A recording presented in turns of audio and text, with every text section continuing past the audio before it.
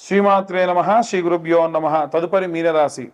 గతంలో మీనరాశి వారు ఎన్నో రకాలైనటువంటి అవరోధాలు దాటుకుంటూ ఏలినాటి శని ప్రభావంలో ఉన్నటువంటి రెండవ దశలో ఉన్నారు.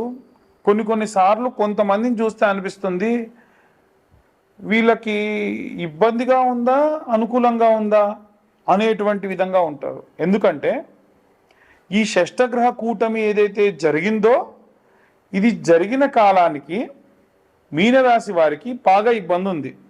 అది గత సంవత్సరంలోనే మనం ఉగాది కంటే ముందే మనం చూసేసాం అన్నీ కూడా. అది ఎలాంటి ఇబ్బందులు ఉంటాయి, ఏమైనా యాక్సిడెంట్ అవ్వచ్చు, హాస్పిటలైజ్ అవ్వచ్చు, స్టిచెస్ పడవచ్చు, ఇవన్నీ గతంలో మనం మాట్లాడుకున్నాం కూడా. ఇవన్నీ జరిగినాయి. ఇప్పుడు ఎలాంటి కాలం అనంటే శారీరకమైనటువంటి శ్రమ, మానసికమైనటువంటి బాధ ఉంటుంది. ఓకే, దీనికి కూడా పాపం అందరూ సిద్ధపడి రెడీగా ఉన్నారనమాట మీనరాశి వాళ్ళు. ఓకే కమాన్ చూద్దామని. కానీ ఎక్స్పెక్ట్ చేయని విధంగా వీళ్ళు అమ్మాలనుకున్నటువంటి భూమి అమ్ముడుపోవడము, లేదా ఇల్లు అమ్ముడుపోవడము, కాస్త డబ్బు రావడము, అప్పులు తీర్చడము, పిల్లల పేర్ల మీద ఫిక్స్డ్ చేయడము, ఇంట్లో ఉన్నటువంటి బంగారం తాకట్లో ఉంటే తిరిగి తీసుకొచ్చుకోవడము. అంటే ఒక ఎసెట్, ఒక ప్రాపర్టీ సేల్ చేసిన, ఒక ఉద్యోగం మారిన, ఒక ప్రదేశాన్ని విడిచి వెళ్ళిన, మళ్ళొక చోట చాలా నీట్గా ఒక గోడ కట్టినట్టుగా వీరి యొక్క ప్లానింగ్ అనేది ఉంటుంది. గతంలో మనం చెప్పుకున్నాం మీనరాశి వారికి సంబంధించి ముఖ్యంగా ఈ ఉత్తరాభాద్ర అలాగే రేవతి నక్షత్ర జాతకులకైతే వాళ్ళు ఎంత పెద్ద ప్లానింగ్ గీసినా అవతల వాడికి బాగుంటుంది కానీ వీళ్ళకి బాగోదు. కానీ ఈసారి ఇంటి యజమాని స్థానంలో కానీ, ఇంట్లో ఉన్నటువంటి గృహిణి స్థానంలో కానీ, విద్యార్థి దశలో ఉన్న వారికి కానీ అందరికీ కూడా వీరు ఎలాంటి ప్లానింగ్ గీసినా ఆ ప్లానింగ్ 90% ఇంప్లిమెంట్ అవుతుంది. మిగిలిన 10% కాదు, అయినా సరే 100% చేసినంత ఆనందం మీకు అందుతుంది. గతంలో మీ దగ్గర నుంచి ధనం తీసుకున్న వారు మళ్ళీ మీకు ధనాన్ని తిరిగి ఇవ్వడము, ఇలాంటివి కూడా జరుగుతాయి. కానీ ఇక్కడ బాధాకరమైన విషయం ఏంటంటే వచ్చిన డబ్బు మీ దగ్గర నిలవదు, ఫ్లో నీళ్ళలా ఖర్చు అయిపోతూ ఉంటుంది. అయినా కానీ మీరు ఆనందంగా ఉంటారు. ఇది ఏలిన నాటి శని ప్రభావం. మీకు ప్రెషర్ ఇవ్వడం, మిమ్మల్ని మానసికమైన ఒత్తిడికి తీసుకెళ్ళడం, మిమ్మల్ని ఆనందపరచడం, మీకు కోపం తెప్పించడం, మీకు బాధ కలిగించడం, మీ మనసుకు చేరువైన వాళ్ళని దూరం చేయడం, అన్నీ కూడా ఈ దశలో జరుగుతాయి. కాబట్టి వీలైనంత వరకు కూడా ఈ రాశి వారికి సంబంధించి ఇప్పుడు చెప్పబోయేటువంటి రెమెడీస్, మంత్రపఠనం పాటించడం చాలా మంచిది. ద్వాదశ రాశుల వారికి కూడా ప్రత్యేకంగా ఏప్రిల్ మాస ఫలితాల్లో భాగంగా విద్యార్థులకు సంబంధించిన విషయానికి వస్తే, విద్యార్థులకి ప్రత్యేకంగా మనము గణపతికి ఇష్టమైనటువంటి ఉండ్రాళ్ళతోని ప్రతి బుధవారము కూడా నివేదన చేసి, వీలైతే తేనెతోని పిల్లలకు ఆ యొక్క మోదగములు కానీ ఉండ్రాళ్ళు కానీ తినిపించండి. ఈ ఏప్రిల్ మాసంలో విశేషంగా ఉగాది తర్వాతకి రామనవమి, అలాగే 14వ తారీఖు నాడు ఈ యొక్క మేషరాశిలోకి సూర్యగ్రహ సంచారం, దాన్ని మేష సంక్రమణం అంటారు.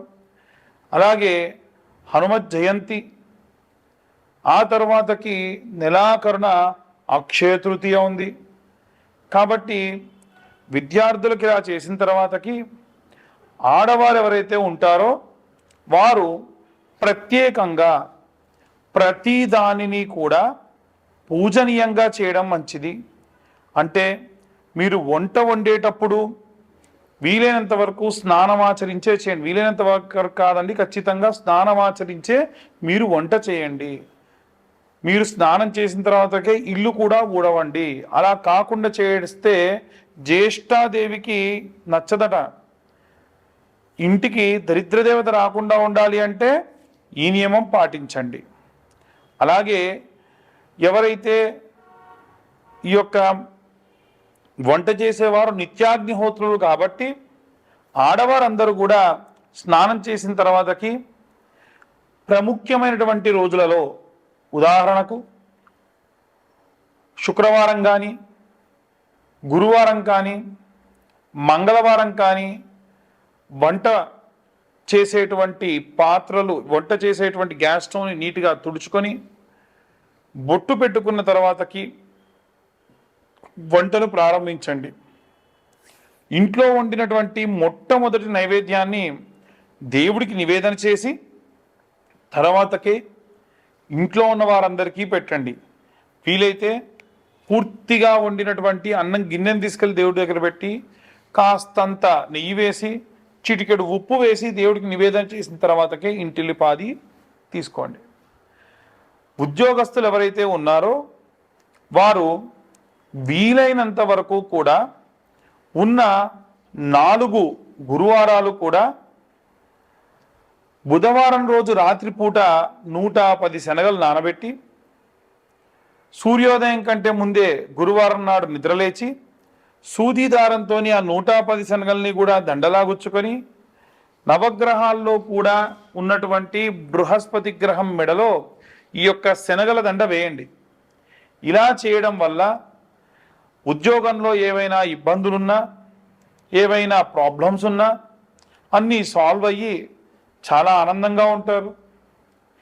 వ్యాపారస్తుల విషయానికి వస్తే ముఖ్యంగా ఎవరైతే మల్టిపుల్ వ్యాపారాలు పెట్టుకొని ఉన్నారో, లేదా చాలా బ్రాంచీలు ఉన్నాయో, లేదు చాలా పెద్దదైనటువంటి వ్యాపారం ఉందో, ఆ వ్యాపార స్థలంలో తెల్ల ఆవాలు అలాగే కాస్తంత సాంబ్రాణి, ఆవు నెయ్యి కలిపిన పదార్థాలతోని ప్రతి శుక్రవారం నాడు కూడా నుదురు దగ్గర ఆ యొక్క తెల్ల ఆవాలు పెట్టుకొని ఆ యొక్క హోమం దగ్గర చేసేటువంటి ఆ యొక్క పాత్రలో వేయడం వలన ఖచ్చితంగా మంచి ఉపశమనం కలుగుతుంది.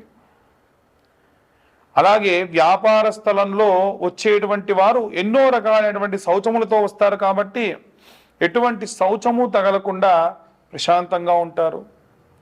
అలాగే మీ వ్యాపార స్థలం దగ్గర ఒక పేపర్ తీసుకొని వెళ్ళి షాప్ అంతా మూసేసి వెళ్ళేప్పుడు దాన్ని వెలిగించి కుడివైపు 3 సార్లు, ఎడం వైపు ఒకసారి తిప్పి అక్కడ పడేసి వెనక్కు తిరిగి చూడకుండా వెళ్ళండి. దీని వలన నరఘోష, నరపీడితములు పోతాయి. సినీ రాజకీయ రంగాల వారికి సంబంధించిన విషయానికి వస్తే నిత్యము కూడా సూర్య నమస్కారాలు చేయడం మంచిది. అది కూడా సూర్యుడు ఉదయిస్తున్న సమయంలో సూర్య నమస్కారాలు చేయండి, మంచిది. ప్రతి ఆదివారం కూడా రాజకీయ నాయకులు మిరప గింజలు అలాగే పువ్వు రెక్కలు దోసిట్లో తీసుకొని మీ భార్యను కానీ ఎవరినైనా సరే వేయమని, దాంట్లో నీళ్లు పోయమని ఓం నమో సూర్యాయ నమః, ఓం నమో ఆదిత్యాయ నమః, ఓం నమో శన్యా సమేతాయ నమః, ఓం శనేశ్వరాత్మజాయ నమః అని సూర్యగ్రహానికి సంబంధించి సప్త అశ్వరథ మారూఢాయ నమః, ఆదిదేవాయ నమః, అలాగే భాస్కరాయ నమః. వీలైతే సూర్యాష్టకం ఉంటుంది. ఆదిదేవ నమస్తుభ్యం ప్రసీదం మమ భాస్కర, దివాకర నమస్తుభ్యం ప్రభాకర నమోస్తుతే అని అర్ఘ్యంగా విడిచిపెట్టండి. ఇలా చేయడం వల్ల ఎన్నో రకాలైనటువంటి ఇబ్బందులతో ఉన్నటువంటి రాజకీయ నాయకులకి ఆ ఇబ్బందుల నుండి బయటపడేటువంటి అవకాశం ఉంటుంది. అలాగే సినీ రంగంలో ఉన్నటువంటి వారు ప్రత్యేకంగా ప్రతి శుక్రవారము కూడా విశేషమైన కుంకుమార్చన, అలాగే 108 నాణెములతో, ఉదాహరణకు మీరు సినీ రంగానికి మీడియా ఫీల్డ్కి సంబంధించిన వారు, మీ స్తోమత మీడియాలో పెద్ద పొజిషన్లో ఉన్న ప్రతి వారము 108 రూపాయలు మీరు అమ్మవారికి సమర్పించదలిస్తే 108 నాణెములు తీసుకెళ్ళండి, రూపాయి కాసులు. ఒక్కో అష్టోత్తరానికి అమ్మవారి దగ్గర ఒక్కొక్క నాణెం పెట్టండి. ఒకవేళ మీ పరిస్థితి కాస్త మెండుగా ఉంటే 5 రూపాయల నాణెం పెట్టండి.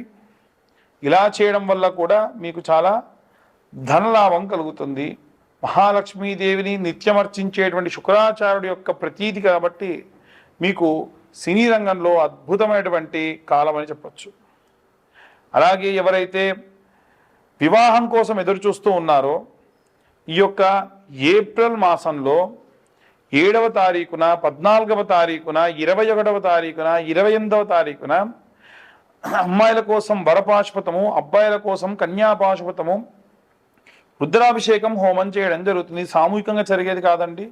ఎవరు ముందు కాల్ చేసి బుక్ చేసుకుంటారో వారి వరకు మాత్రమే ఆ రోజున ఈ యొక్క పూజాధికృతం ఉంటుంది. హోమం మాత్రం ఎవరైనా ఇద్దరుంటే కూర్చుండబెట్టి చేయించడం జరుగుతుంది. అలాగే ఎవరైతే ఈ యొక్క విదేశాలకు వెళ్ళాలనుకుంటూ ఉన్నారో వారు దుర్గా కవచంతో అమ్మవారిని అర్చించి ఆ కుంకుమ దగ్గర పెట్టుకొని వెళ్ళడం మంచిది. అలాగే ఎవరైతే రైతులు, సినీ రాజకీయ రంగాల వారితో పాటుగా రైతులు, కులవృత్తులు, చేతి వృత్తులు చేసేటువంటి వారు సుబ్రహ్మణ్యేశ్వర స్వామికి అభిషేకం చేయించి ఆ అభిషేకం చేసి పడినటువంటి ఆ పాలని, నీటిని తీసుకొని వెళ్ళి మీ పొలంలో చల్లుకోవడం వల్ల విశేషమైనటువంటి ఆ యొక్క భూ సమృద్ధి కలుగుతుంది. అలాగే పిల్లల దగ్గర లేకుండా వృద్ధాప్యంలో ఉన్నటువంటి వారికి 5 సోమవారాల పాటు కొబ్బరి బొండా కొట్టి ఆ నీళ్ళు అలాగే తీసుకొని వెళ్ళి శివుడి పైన మీ చేతితోనే అభిషేకం చేయడం వలన శారీరకమైనటువంటి బాధలు, రుగ్మతల నుండి దూరం అవుతారు. ఇక అందరూ కూడా విశేషంగా సంపెంగ నూనెతో కానీ, విప్ప నూనెతో కానీ, అలాగే ఆముదంతో కానీ, నువ్వుల నూనెతో కానీ, ఆవు నెయ్యితో కానీ, కొబ్బరి నూనెతో కానీ, గానుగ నూనెతో కానీ, సన్ఫ్లవర్ ఆయిల్తో కానీ ఇవన్నీ కలిపిన వాటితోనైనా సరే దీపారాధన చేయడం మంచిది.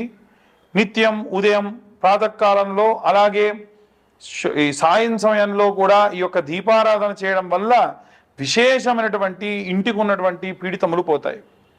ఈ యొక్క రెమెడీస్ అందరూ పాటించి ఎంతో సుభిక్షంగా ఉండాలని కోరుకుంటున్నాను. ఎవరైనా జాతకం కోసం కావాలి అంటే కింద ఉన్న నెంబర్కి మీ యొక్క డీటెయిల్స్, పేరు, డేట్ ఆఫ్ బర్త్, టైం పంపించండి. 2025 సంవత్సరంలో కేవలం 2025 రూపాయలు మాత్రమే ఛార్జ్ చేయడం జరుగుతుంది. సర్వే జనా సుఖినో భవంతు. స్వస్తి.